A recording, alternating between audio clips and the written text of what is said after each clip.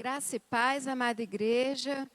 Mais uma vez, nós somos gratos ao Senhor por essa oportunidade de nós estarmos aqui na nossa EBD online, para ministrar a palavra do Senhor e aprender um pouco mais daquilo que o Senhor tem para nos ensinar nesta manhã. Vamos estar orando a Deus, pedindo ao Senhor neste momento a unção, a direção do Espírito Santo sobre as nossas vidas, para que a gente possa manter o nosso coração aberto para ouvir e para aprender aquilo que o Espírito Santo tem para nos ensinar nesta manhã. Querido Deus, Senhor, nós louvamos o Teu nome, nós te exaltamos, meu Pai, colocamos, Senhor, as nossas vidas, ó Deus, diante do Teu altar, meu Pai, pedindo, Senhor, que o Teu Espírito Santo, Senhor, venha nos conduzir, ó Deus, na ministração da Tua palavra. Nós te agradecemos, ó Deus, pelo acesso que nós temos à Tua palavra, Deus, porque o Senhor nos ensina, ó Deus, a cada dia, a cada momento, Senhor, que paramos para meditar, ó Deus, nas Suas Escrituras, o Senhor tem ministrado o nosso coração e tem, Senhor, nos ensinado, Senhor, para o nosso dia a dia, Senhor, coisas atuais, ó Deus, que podem nos ajudar, Senhor, na nossa fé, na nossa vida cristã. Por isso nós louvamos, Senhor, o Teu nome, por mais essa oportunidade, Senhor.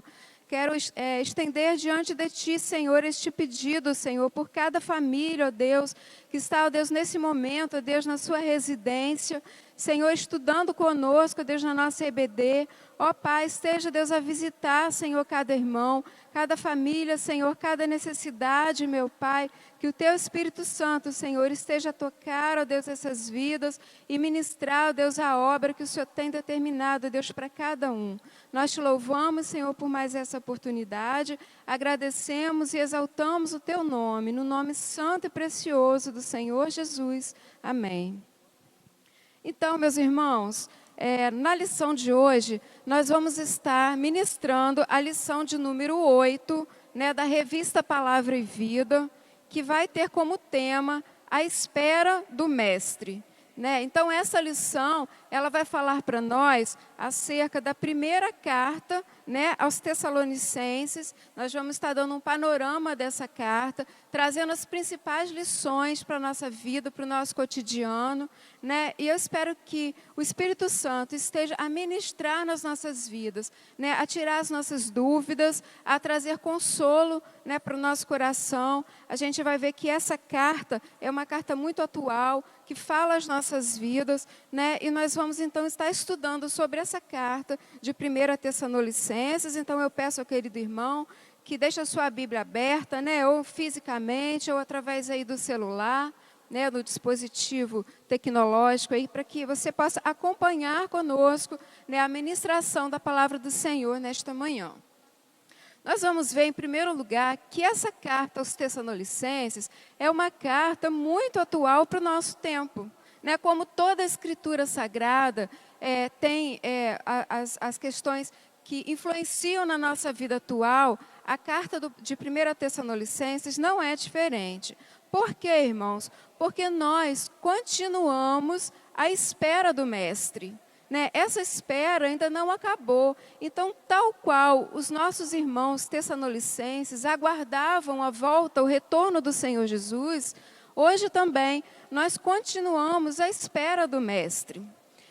Eu destaquei aqui, irmãos, duas figuras. A primeira figura é a ideia que muitas vezes as pessoas têm acerca da volta de Jesus, do fim dos tempos.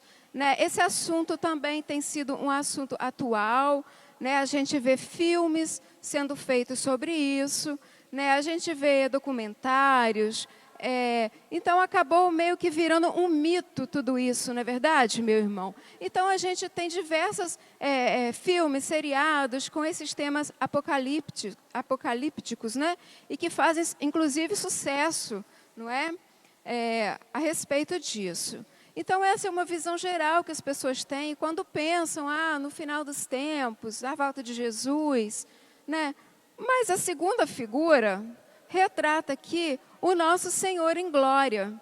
E essa segunda figura representa o pensamento e o desejo e a visão daqueles que já aceitaram Jesus na sua vida. Ou, pelo menos, esse deveria ser a nossa visão né, sobre a volta de Cristo, sobre o final dos tempos. E é essa visão gloriosa de encontro, de majestade, de estar junto, de poder de Deus.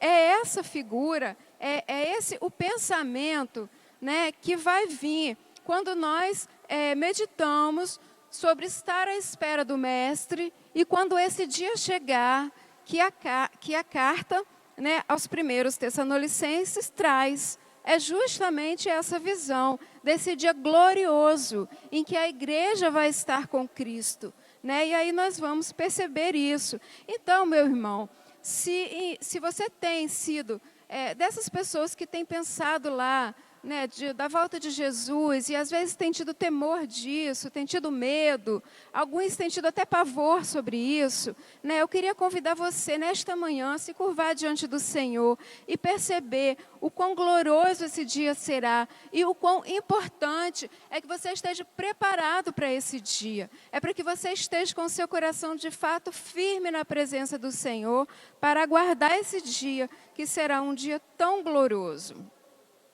Para nós iniciarmos a nossa lição, eu vou começar dando aqui uma visão panorâmica, né, da carta de 1 Tessalonicenses. Os irmãos podem perceber aí que eu botei uma foto, essa foto é atual, né, da cidade, que hoje já não tem mais o nome de Tessalônica, mas tem o nome de Salônica, né, é uma cidade da Grécia, é a segunda maior cidade na Grécia, né, é uma cidade turística que recebe o turismo religioso de todo mundo. E aí, né, a gente tem esses muros antigos lá na atual Salônica, cidade grega.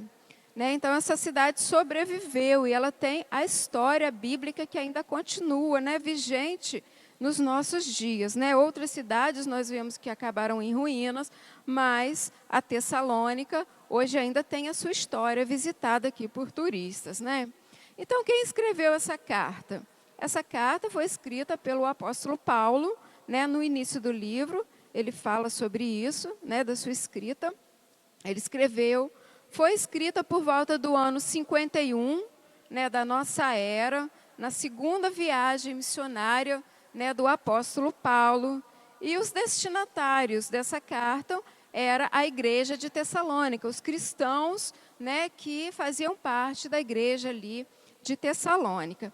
Então, irmãos, nós podemos ver lá no capítulo 17 de Atos, depois os irmãos deem uma lidinha lá, de como surgiu essa igreja.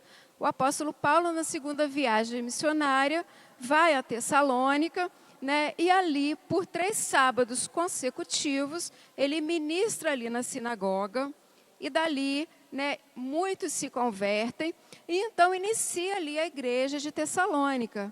Mas o apóstolo Paulo também ali em Tessalônica teve uma grande oposição, né? Então ele saiu de Tessalônica e foi para Bereia, e ali nesse contexto ali a gente vê, né, que opositores do apóstolo Paulo, né, perseguiram e foram até a casa de Jason, invadiram a casa de Jason na tentativa de pegar o apóstolo Paulo, mas ele já tinha saído. Então ele vai para Bereia, chegando em Bereia, ele também sofre oposições, e de Bereia, então, ele é conduzido para Atenas, e aí em Atenas, né, tem toda aquela questão do aerópago, né, que o apóstolo Paulo pregou, falando ali do Deus desconhecido diante de todos aqueles deuses gregos. E ali de Atenas, então, Paulo viaja para Corinto. E aí, neste meio tempo, né, que Paulo viajou e saiu de Tessalônica, e foi para Bereia, e foi para Atenas, ele envia, então, Timóteo, lá em Tessalonicenses, né, em Tessalônica, para que pudesse saber como estava o andamento da igreja lá, que ele tinha estado na sua viagem. E aí, então, quando Timóteo retorna, né, dessa viagem que ele fez para tomar esse conhecimento de como andava a igreja, foi que ele passa as notícias ao apóstolo Paulo, e a essa altura o apóstolo Paulo está lá em Corinto, então assim ele vai escrever essa carta aos Tessalonicenses, né, sobre as dúvidas, sobre as necessidades que surgiram e que tiveram então como fonte, né, o Timóteo, que foi ali levar as notícias daquela igreja. Então, irmãos, o que o autor pretendia, né, o que o apóstolo Paulo pretendia transmitir ali a seus leitores? Então, o apóstolo ali toma conhecimento de que aquela igreja estava firme, de que aquela igreja tinha se expandido, né, que aquela igreja estava servindo até de referência para outras, que aquela igreja cresceu. Então, o apóstolo Paulo fica muito feliz com isso. Então, ele escreve essa carta, né, para motivar os irmãos a permanecerem firmes na fé, a permanecerem firmes, mesmo diante das oposições que se levantam, né, que se levantavam ali entre eles, e também tirar dúvidas relacionadas à vida futura, né, à vida após a morte, né, como isso seria a respeito da ressurreição e a respeito da vinda de Jesus Cristo. Então, essa carta ela tem esse objetivo, né, de fortalecer e de tirar algumas dúvidas que ainda restavam ali na igreja de Tessalônica, né, meus irmãos? Então, queridos, na introdução, né, dessa carta aos Tessalonicenses, a gente vai ver lá no versículo 1, no capítulo 1, versículo 2 e versículo 3, né, que diz assim, isso é o apóstolo Paulo dizendo, né, no início da carta aos Tessalonicenses, e vai demonstrar qual era o sentimento do apóstolo Paulo em relação aos Tessalonicenses. E diz assim: sempre damos graças a Deus por todos vocês, fazendo menção de vocês em nossas orações e sem cessar, lembrando-nos diante do nosso Deus e Pai, da operosidade da fé que vocês têm, da dedicação do amor de vocês e da firmeza, da esperança que tem em nosso Senhor Jesus Cristo.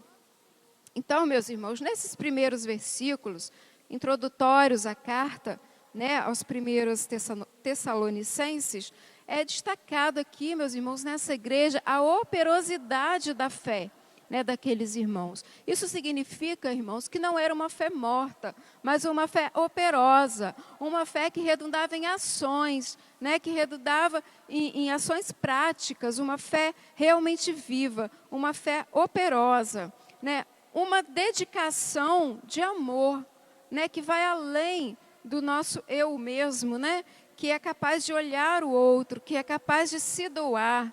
E isso estava presente na igreja, né, em Tessalônica, na igreja dos Tessalonicenses. E também, irmãos, a firmeza da esperança no Senhor Jesus Cristo. Essa firmeza em Deus, essa firmeza no Senhor Jesus Cristo, também estava ali muito presente na igreja, né, de Tessalônica. Mas, irmãos, havia também ali as dúvidas, né? Então, apesar, né, dessa igreja fortalecida que era, uma igreja exemplar, a ponto de dar exemplo para outros da sua região, também existiam dúvidas ali que nós vamos ver que precisavam ser esclarecidas, e nesse sentido também o apóstolo Paulo, ele envia essa carta aos irmãos. Então isso nos mostra, irmãos, que mesmo que às vezes a gente possa ter anos de evangelho, né, ou às vezes sejamos aplicados no estudo da palavra. Então, irmãos, como aquela igreja ali demonstrou ser uma igreja tão fortalecida, mas ainda precisava tirar dúvidas, ainda precisava o crescimento. Assim, irmãos, todos nós precisamos crescer, precisamos continuar, precisamos progredir, irmãos. Não devemos nos acomodar, né, ao conhecimento, mas sempre buscando mais e mais esclarecimentos da parte do Senhor. Está aberto com o nosso coração para nós refletirmos, para nós pensarmos e para deixar que o Espírito Santo de Deus possa ministrar os nossos corações, trazendo aquilo que Ele deseja, de nos ensinar, aquilo que nós precisamos ainda ouvir o Espírito Santo para o crescimento. E assim, irmãos, aconteceu na igreja de Tessalônica. Então, nós vamos aqui observar quais eram esses pontos de dúvidas, né, que ainda precisavam de esclarecimento. E assim, irmãos, no ponto 1 da nossa lição, vai falar sobre liderança na igreja. E aí nós vamos observar que o apóstolo Paulo, ele ensina aos irmãos a partir do seu bom exemplo de liderança. o apóstolo Paulo vai estar falando aqui sobre a sua forma, né? Ele vai mostrar aqui a sua liderança como um grande exemplo para aqueles irmãos, para serem seguidos por aqueles irmãos. E qual era o ponto de dúvida que estava acontecendo para que o apóstolo Paulo viesse a falar e dar esse exemplo da sua própria liderança e dos demais irmãos líderes daquela igreja ali em Tessalônica, né, que apresentaram a Cristo ali. O ponto de dúvida se tratava que os irmãos tessalônicos esperavam que Jesus voltasse logo, logo, né, na sua geração. E por isso, irmãos, sabe o que aconteceu? Eles se acomodaram no que se refere ao trabalho. Então, eles imaginavam que Jesus ia voltar logo. E aí, eles começaram a se acomodar na sua vida diária, no que diz respeito ao trabalho. Esse pensamento de que Jesus iria voltar logo, né? Jesus viveu, morreu, ressuscitou, né? Subiu aos céus, e esse pensamento de que ele logo voltaria, na verdade, era meio que dominante ainda neste tempo, no tempo inicial do desenvolvimento da igreja cristã. Né? Então, até o próprio apóstolo Paulo, em determinado momento do seu ministério, ainda tinha isso em pensamento. Mas depois, né, e aí houve aquela urgência na pregação do evangelho, nas viagens, né, de falar de Jesus, de fazer discípulos. E aí depois, a gente percebe que o apóstolo Paulo, ele volta trazendo a doutrina, trazendo o ensinamento, não é verdade? Então, esse pensamento de que Jesus voltaria logo, né, era um pensamento que, de certa forma, pairava a mente e o coração dos irmãos naquele momento. Só que, com isso, eles estavam se acomodando em relação à sua vida. E a gente pode ver isso no texto de Tessalonicenses 4, a partir do versículo 10b até o 12, que diz assim: porém, irmãos, exortamos vocês a que progridam cada vez mais e se empenhem por viver tranquilamente, cuidar do que é de vocês e trabalhar com as próprias mãos, como ordenamos, para que vocês vivam com dignidade à vista dos que estão de fora e não venham a precisar de nada. Então, essa aqui foi uma instrução do apóstolo Paulo, né, que mostra para a gente que estava havendo uma certa acomodação. Então, o apóstolo ali, ele instrui, né, para que os cristãos pudessem cuidar daquilo que eram deles, trabalhar com as próprias mãos. E então, dessa forma, irmãos, a gente vê que o apóstolo Paulo, por causa dessa dificuldade que estava havendo ali com os tessalonicenses, ele então dá o seu exemplo de vida, o exemplo de liderança, o exemplo de como a liderança procedeu, né, na evangelização, na formação daquela igreja. E isso nós vamos ver lá em 1 Tessalonicenses, do capítulo 2, do versículo de 3 a 10, que nós vamos estar fazendo essa leitura. Eu gostaria que o irmão prestasse bem atenção no que o apóstolo Paulo fala aqui, no exemplo que ele dá de liderança, no exemplo que ele dá da sua vida, de como ele agiu diante da sua vida, né, na questão, enquanto esperava, né, na expectativa da volta de Cristo. E vai dizer assim a palavra do Senhor, 1 Tessalonicenses 2, de 3 a 10. Pois a nossa exortação não procede de erro ou de intenções impuras, nem se baseia no engano. Pelo contrário, visto que fomos aprovados por Deus, a ponto de Ele nos confiar o Evangelho, assim falamos, não para agradar pessoas, e sim para agradar a Deus, que prova o nosso coração. Olha aqui que interessante, né? O apóstolo Paulo dizendo isso, que na ministração do Evangelho, na apresentação do Evangelho, ele não agiu para agradar pessoas, mas ele foi autêntico, ele foi fiel. O versículo 5 continua. A verdade, como vocês sabem, é que nunca usamos de linguagem de bajulação, nem de pretextos gananciosos. Deus é testemunha disso. Também jamais andamos buscando elogios de pessoas, nem de vocês, nem de outros, embora, como apóstolo de Cristo, pudéssemos ter feito exigências. Preferimos ser carinhosos quando estivemos aí com vocês. Assim como uma mãe que acaricia seus próprios filhos. Assim, com muito afeto, estávamos prontos a lhes oferecer não somente o Evangelho de Deus, mas até mesmo a própria vida, porque vocês se tornaram muito amados de nós. Então, nós vemos aqui o apóstolo Paulo oferecendo, doando-se, não só na pregação do Evangelho, de uma forma leal, honesta, não para agradar pessoas, né, mas para agradar a Deus, e também oferecendo, disse ele, até a própria vida, né? Versículo 9 continua: pois vocês com certeza se lembram. Com certeza se lembram, irmãos, do nosso esforço e fadiga, e de como, trabalhando de noite e de dia, para não vivermos à custa de nenhum de vocês, proclamamos a vocês o Evangelho de Deus. Olha só, para não vivermos à custa de vocês, trabalhamos de dia, trabalhamos de noite. Versículo 10. Vocês e Deus são testemunhas de que como nos portamos de maneira piedosa, justa e irrepreensível em relação a vocês, os que creem.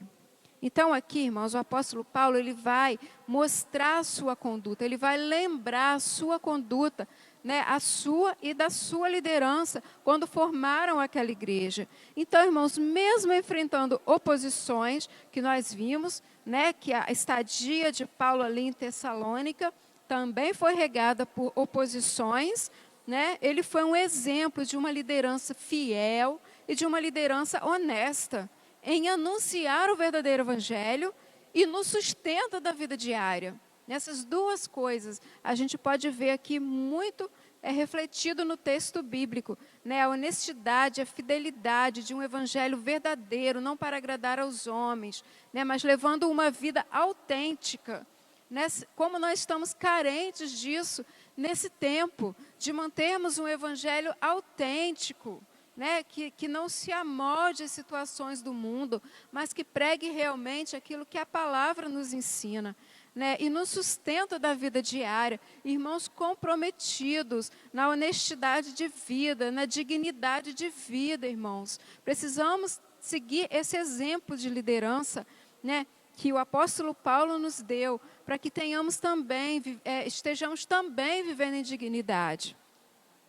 Em 1 Tessalonicenses 2, o versículo 11 e 12, vai nos dizer: e vocês sabem muito bem que tratamos cada um de vocês como um pai trata os seus filhos. Então, irmãos, a palavra não foi para ser uma palavra de peso, né, para doer, não, mas uma palavra como um pai trata os seus filhos, né, exortando, corrigindo, consolando, admoestando, ensinando, né, ensinando o caminho, admoestando vocês a viverem de uma maneira digna de Deus, que os chama para o seu reino e a sua glória. Irmãos, nós somos chamados para esse reino de Deus, né? Nós somos chamados para viver neste reino, e o Senhor vai voltar e consumar esse reino conosco, em sua glória. Então precisamos, como o apóstolo Paulo orienta aqui aos Tessalonicenses e orienta-nos também nesta manhã, a vivermos de uma forma digna de Deus, de uma forma digna, né, diante dos homens, que represente, né, o sermos parte desse reino de Deus. Mas, irmãos, o que estava acontecendo ali na igreja de Tessalônica, nós temos também aqui um outro lado da moeda. E esse outro lado nos diz sobre uma tendência atual, né, diferente daquilo que estava acontecendo lá com os nossos irmãos, que esperavam a volta de Cristo, estavam se acomodando, achando que ele voltaria logo, então levando uma vida bem acomodada, deixando o seu trabalho, deixando o suprimento. Mas também nós temos uma tendência atual, que é o outro lado da moeda, que é fazer o quê? É um viver despreocupado com a volta de Cristo. né? Enquanto os irmãos lá pensavam, Jesus volta logo. Atualmente, muitas vezes, nós vemos o pensamento, Jesus não volta mais. Né? Há 2000 anos falando que volta e não volta, Jesus não volta mais. Então, nós vemos também esse pensamento despreocupado com a volta de Jesus. Então, alguns, né, conforme a figurinha aqui da rede, aqui só de boa, né? Irmãos, na gíria aí, ó, só de boa, tomando suquinho, deitado na rede, né, olhando para a vida, vendo a vida passar.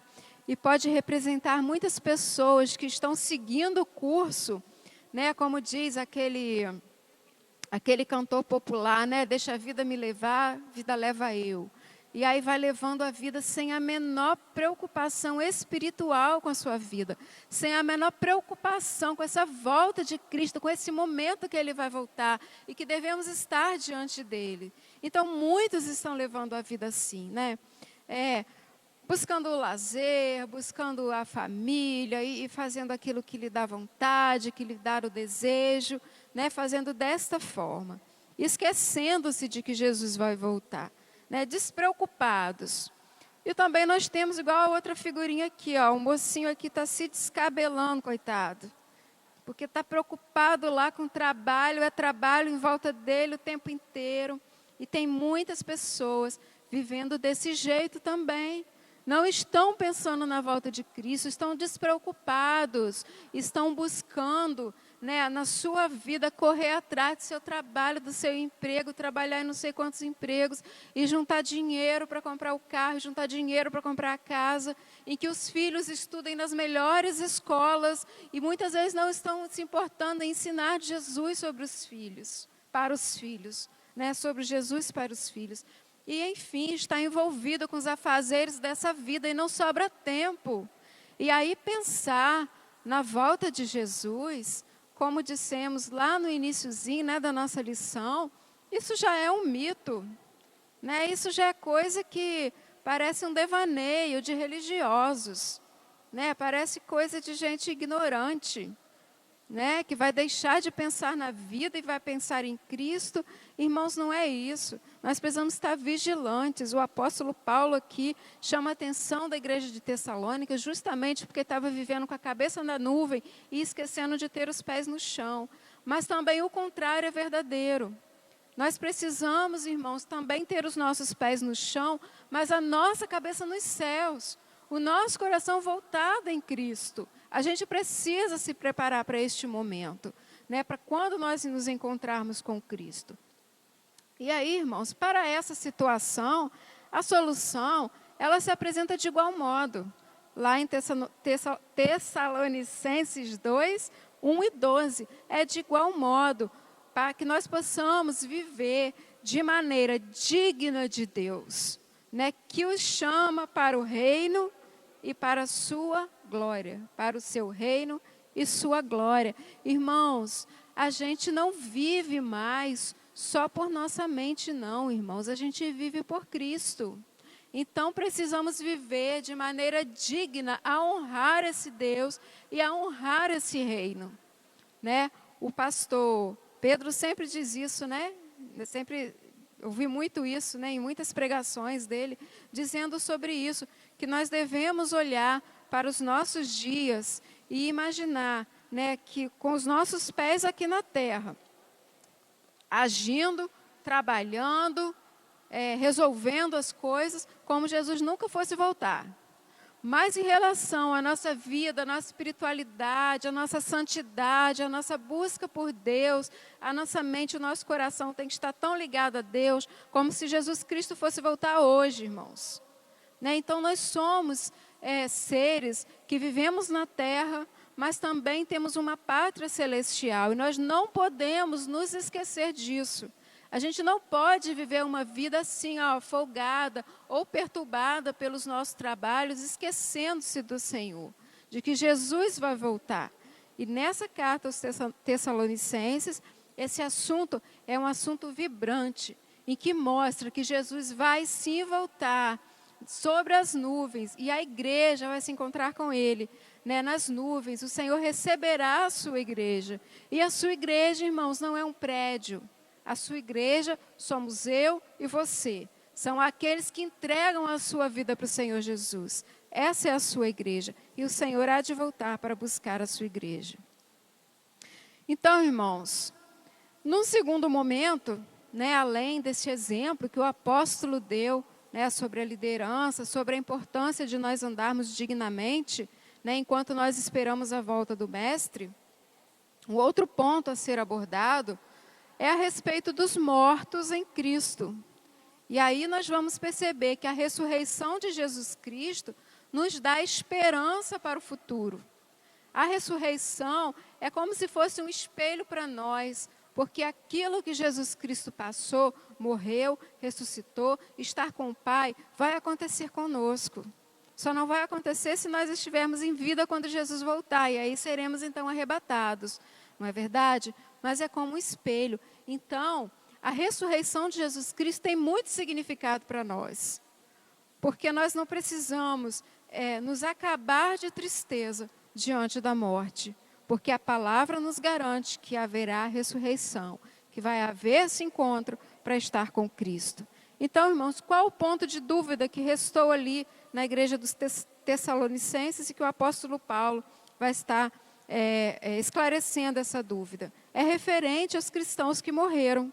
O texto bíblico, quando diz referente aos que dormem, ele está, na verdade, dizendo em relação aos cristãos que morreram, que tiveram as suas vidas ceifadas. E aí a gente vai ver ali, em Tessalonicenses 4, versos de 13 a 18, nós vamos estar fazendo essa leitura. Tessalonicenses 4, de 13 a 18. E ali, o apóstolo Paulo, por meio do Espírito Santo, usado por ele, vem falar ao nosso coração para trazer consolo, para trazer entendimento e para trazer consolo ao nosso coração diante da morte. Nós estamos passando, irmãos, um momento difícil, um momento de pandemia em que perdemos muitas pessoas queridas, muitos irmãos queridos, e o nosso coração, por certo, se entristece, porque nós sentimos saudade, nós sentimos a dor da perda.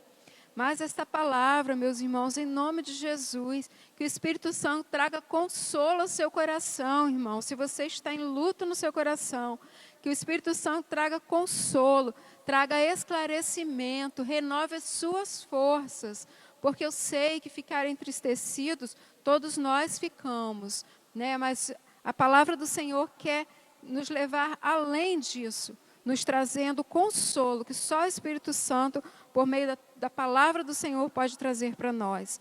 Então, vamos lá, capítulo 4, de 13 a 18, vai dizer assim: irmãos, não queremos que vocês ignorem a verdade a respeito dos que dormem, para que não fiquem tristes como os demais que não têm esperança.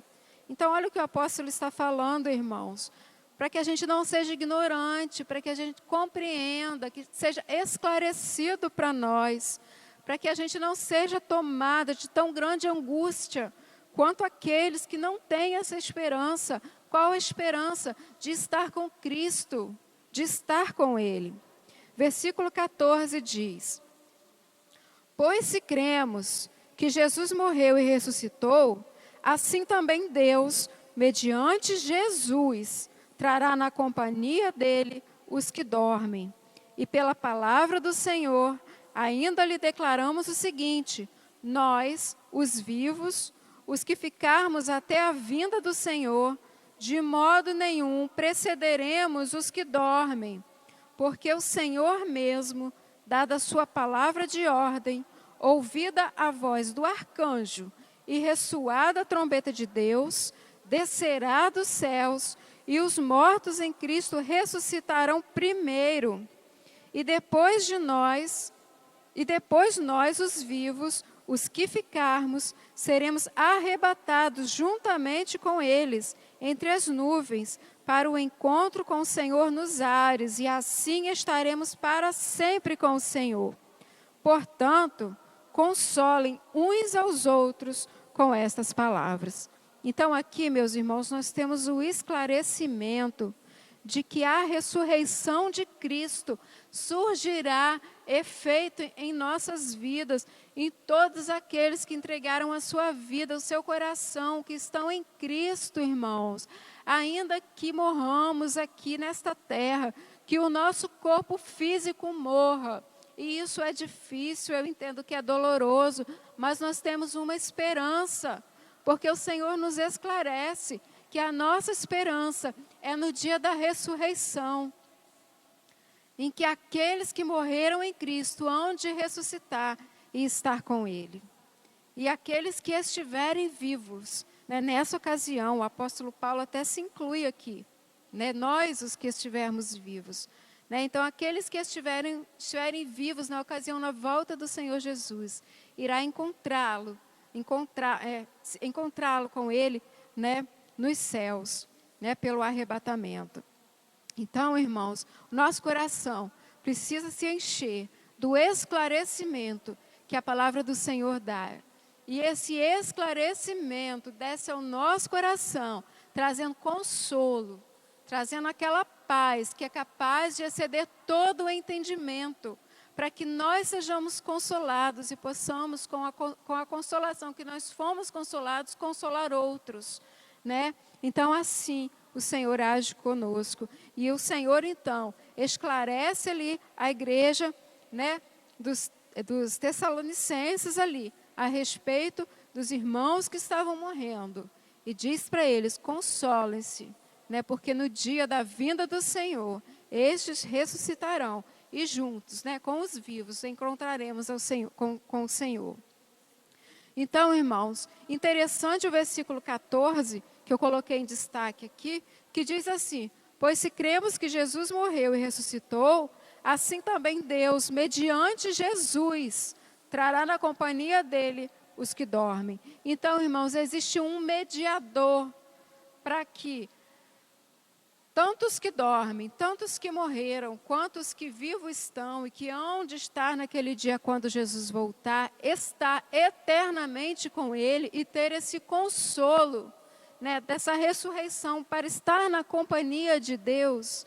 Existe um mediador, e esse mediador é Jesus Cristo.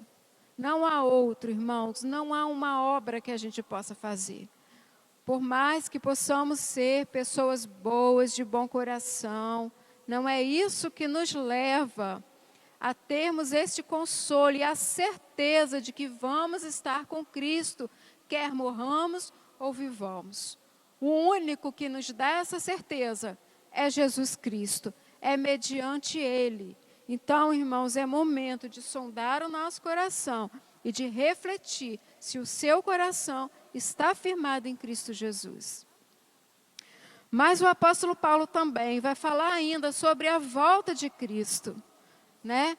Foi feita uma promessa. Nós encontramos a promessa de que Jesus subiu aos céus, Jesus morreu, Jesus ressuscitou, Jesus subiu aos céus e deixou a promessa de que Ele voltaria e que todo olho o veria.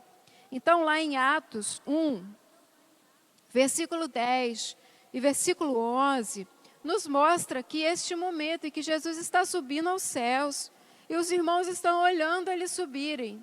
E diz assim o versículo: e estando ele com os olhos fixos no céu, enquanto Jesus subia, eis que 2 homens vestidos de branco se puseram ao lado deles e lhes disseram: homens da Galileia, por que vocês estão olhando para as alturas?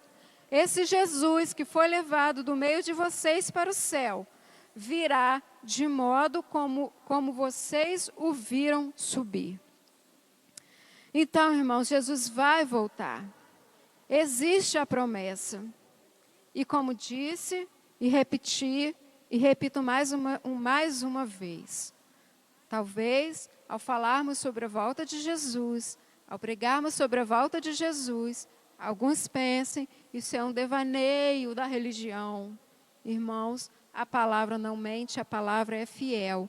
E quem prometeu é fiel para cumprir. E o Senhor prometeu que ia nos preparar lugar. Que Ele ia nos preparar lugar, ia voltar outra vez para nos buscar. Para que aonde Ele esteja, nós estejamos também. Então, irmãos, existe a promessa. E nós continuamos a esperar nessa promessa. A esperar, porque nós vamos encontrar Jesus. Porque Ele foi, irmãos, e Ele vai voltar para nos buscar. Ele vai cumprir a sua palavra. Ele vai cumprir a sua promessa. E aí surge a dúvida aqui. Mas quando é que essa ressurreição, né, que foi falada ali dos mortos, vai acontecer? Vai acontecer neste momento, no momento em que Jesus voltar. Então, lá em 1 Tessalonicenses 4, versículo 16 e 17, vai dizer assim: porque o Senhor mesmo, dada a sua palavra de ordem, ouvida a voz do arcanjo e ressoada a trombeta de Deus, descerá dos céus, e os mortos em Cristo ressuscitarão primeiro. Olha a promessa da ressurreição aí. E depois nós, os vivos, os que ficarmos, seremos arrebatados juntamente com eles, entre as nuvens, para o encontro com o Senhor nos ares, e assim estaremos para sempre com o Senhor. O autor da lição comenta aqui que a lei da gravidade, nesse momento aí, vai embora. Não é verdade? Jesus vai voltar e vai nos levar, e vamos estar nos encontrando com Ele. E por fim, irmãos, um outro assunto é levantado. Não é verdade? A ressurreição vai acontecer quando Jesus voltar. E quando é que Jesus vai voltar? Como é que é isso? E aí o ponto 4 vai nos mostrar o encontro com o Senhor. E aí nós vamos perceber que, como filhos da luz, o encontro com o Senhor não deve ser uma surpresa para nós. A gente precisa estar preparado, porque esse encontro vai acontecer. E enquanto filhos da luz, né, nascidos em Jesus Cristo, aquele que abriu seu coração para Jesus, precisa estar preparado para não ser pego de surpresa. Então, irmãos, qual o ponto de dúvida aqui? Surpresa, não havia. Né? Nesse sentido, nesse ponto aqui, os tessalonicenses não tinham dúvidas mais, né? Os irmãos estavam instruídos que Jesus voltaria como ladrão à noite. E aí a gente vai ler o texto de Tessalonicenses 5, de 1 a 11. E vai descrever para a gente aqui. E vai falar sobre a forma, sobre como é que esse Jesus vai voltar. E o que é preciso que a gente esteja. E diz assim a palavra do Senhor: irmãos, no que se refere aos tempos e às épocas, né, ele está dizendo sobre a volta de Jesus. Não há necessidade de que eu lhes escreva, porque vocês sabem perfeitamente que o dia do Senhor vem como ladrão à noite. Ou seja, não tem aviso prévio. O ladrão avisa quando vai entrar na sua casa à noite. Espero que ele não entre, né? Então, mas ele não avisa. Ele vai na surdina, quando você está lá dormindo quietinho. Não é? E assim, quando menos esperar, o Senhor vai estar voltando. Versículo 3 nos diz: quando andarem dizendo paz e segurança, eis que lhes sobrevirá repentina destruição, como vem as dores do parto à mulher que está para dar à luz, e de modo nenhum escaparão. A vinda do Senhor, irmãos, vai ser como aquela mulher que está para ter um neném. Tem alguma coisa que possa impedir que isso aconteça, irmãos? Não pode, nada. Quando a mulher vai ter o seu nenenzinho, que chegou a hora, não tem como voltar atrás, não. E é assim mesmo que será na vinda do Senhor, quando Ele raiar nas nuvens com todo o poder e glória, irmãos. Eis o tempo, não dá mais para voltar atrás. Eis o tempo do Senhor. Mas, versículo 4, mas vocês, irmãos, não estão em trevas, para que esse dia os apanhe de surpresa como ladrão, porque vocês todos são filhos da luz e filhos do dia. Nós não somos da noite nem das trevas. Lembra, irmãos, que lá no início da lição eu mostrei aquela figura do pavor lá, né, que normalmente as pessoas têm na cabeça quando falam no fim dos tempos. Mas, irmãos, nós somos da luz. A nossa vida está assegurada em Cristo. Então, este dia, irmãos, vai ser dia de glória, porque nós somos filhos da luz. E por isso precisamos estar preparados. Assim, pois, versículo 6, não durmamos como os demais, pelo contrário, vigiemos e sejamos sóbrios.